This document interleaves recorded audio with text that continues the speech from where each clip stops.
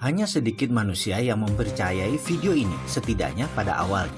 Berani bertaruh, video ini menjawab banyak pertanyaan penting dalam sejarah umat manusia dalam mencari kemakmuran. Untuk sebagian orang, jawaban tersebut akan sangat menggetarkan. Bahkan, tidak ada mirip-miripnya dengan pengetahuan yang telah ada atau yang biasa Anda dengar sebelumnya.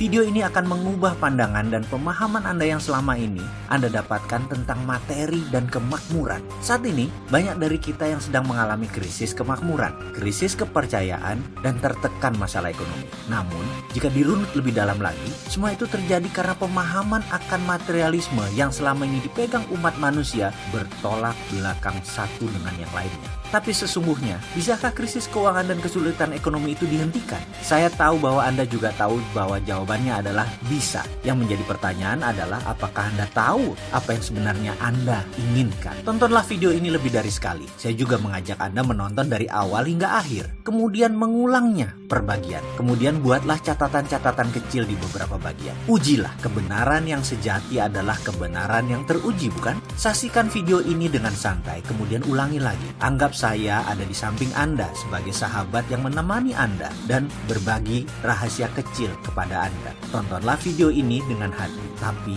pastikan gunakan lebih dari satu hati. Hati-hati. Banyak informasi dalam kehidupan ini, terutama dalam mencari kemakmuran, menjadi tidak akurat setelah Anda menonton video ini. Tetapi garansi, pasti hasilnya lebih baik. Itulah jawaban mengapa dunia sekarang dalam bahaya yang sangat besar, karena kemakmuran seakan tidak bisa dicapai oleh semua orang. Hanya segelintir orang yang kebetulan bernasib baik memperolehnya. Kembali pilihan ini ada pada kita. Siapkah Anda menulis sejarah hidup Anda? Kita mulai dengan otak sama, nasib beda. Ketika berbicara soal kemakmuran, prosperity conscious atau kesadaran kaya, selalu menjadi hal pertama yang saya bahas adalah kata-kata. Ini menekankan bahwa cara kerja otak adalah pilihan. Jadi bagaimana Anda memprogram otak Anda untuk menjadi seorang yang kaya, Andalah yang menentukan. Artinya, kaya itu pilihan. Siapa yang ingin mendapatkannya pasti dapat, karena kaya itu hak semua orang. Ini sekilas fakta tentang otak. Bangsa manapun di dunia, ukuran otaknya, baik ukuran panjang syarafnya,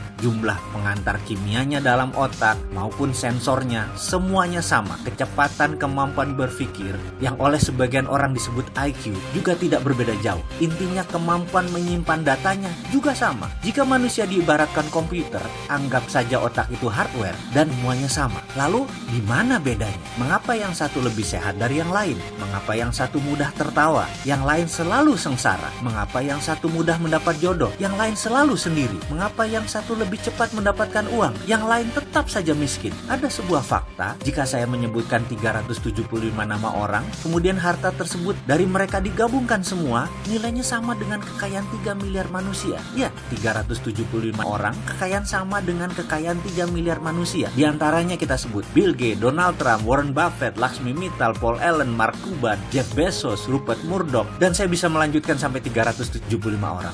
Orang-orang seperti mereka ini memiliki jumlah kekayaan sama dengan 3 miliar manusia digabungkan. Jadi kesimpulan, otak sama, nasibnya beda. Nasib, ini batu sandungan pertama. Ada sebuah sistem pada manusia yang namanya belief system atau sistem keyakinan. Ini ditanam di subconscious atau di pikiran bawah sadar seseorang. Jika sudah ditanam di posisi ini, untuk mengubahnya perlu teknik khusus. Kalau menggunakan cara biasa tidak akan pernah berubah. Misalnya kebiasaan merokok. Maaf ya, saya mengambil contoh merokok karena mudah dipahami. Saya tidak merokok, tapi saya bukan anti orang perokok. Prinsip saya merokok itu baik, tidak merokok itu lebih baik. Itu hanya sebuah pemahaman dan pengambilan posisi dalam melihat sesuatu. Kembali ke merokok sebagai contoh. Dalam iklan televisi dikatakan secara vulgar, merokok bisa menyebabkan kanker, gagal janin, penyakit paru-paru, dan lain sebagainya. Apakah dibaca oleh setiap perokok? Ya, namun apakah mereka lantas berhenti merokok karena takut akan peringatan tersebut? Tidak juga. Mengapa? Itulah kerja otak.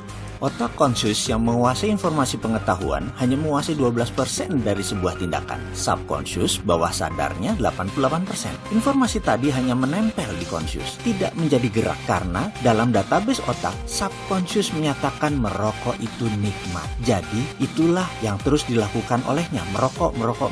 Subconscious lah yang berkuasa, 5 kali lebih kuat dari kekuasaannya conscious. Sekarang kita kembali ke prosperity conscious atau kesadaran kemakmuran atau IQ IQ kaya atau tulang kaya atau balung sugih. Apapun itu, bagi Mindmaster atau sang pemilik otak, ini semacam software. Jadi 375 orang kaya memiliki software ini, sedangkan 3 miliar manusia belum memiliki software ini. Bisa menerima? Masih berat? Masih bertanya, di mana itu nasib? Ya, ini pertanyaan kecil dari kelompok besar. Ini pertanyaan saya pula. Saya mengalami jalan kehidupan yang turun naik seperti gelombang laut selagi badai. Saya pernah memiliki materi berlimpah, tapi 3 tahun kemudian tinggal di rumah kontrakan dan masih menanggung hutang yang besar lagi. Kemudian kembali berlimpah materi, kemudian kembali terpuruk, kembali lagi naik ke atas, lalu berbalik begitu sampai di puncak. Saya sudah mengalami beragam kisah untuk bisa menjadi diri saya sekarang. Ketika itu saya banyak mempertanyakan nasib dan urusan jalan hidup. Hingga akhirnya saya memutuskan untuk belajar dan mencari kemanapun untuk mendapatkan jawaban pertanyaan saya yang terbesar. Nasib itu pemberian Tuhan atau buatan manusia? Itu pertanyaan saya.